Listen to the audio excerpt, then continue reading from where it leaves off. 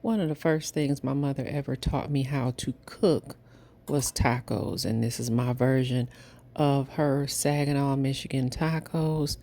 I've changed a few things since I was younger, but it's pretty much still the same recipe. So to my hot skillet, we're gonna cook about 3 pounds of ground meat.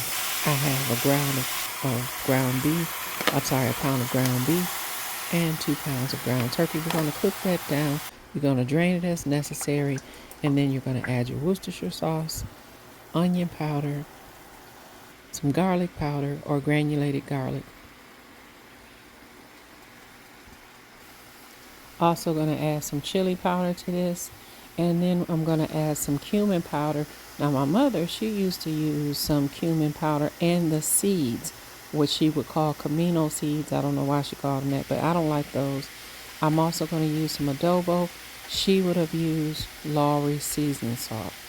Then another change that I made is I add a full 28-ounce can of Rotel tomatoes with the green chilies in them, juice and all. And then I also add to that some cilantro lime seasoning to this. Last but not least, we want to add some crushed jalapeno pepper and to that a cup of hot water. And we're going to let this simmer and cook down. And while that's simmering, we're going to get our taco bar set up with all the fixings that you may like or don't like, or what, or you can add more to it or take less, but this is what I use. Now to a hot skillet, we're going to pour in some oil.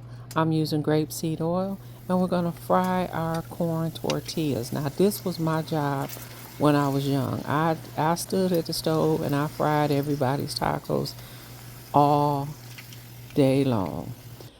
I like mine's with a slight crisp on them. I don't like them too crunchy because it keeps them from falling apart. So I will fry mine with a slight crisp on them, drain them on a paper towel, and this is how I assemble them.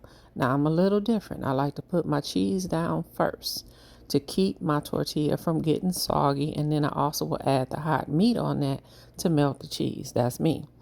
Then I'm going to add some avocado salsa to this.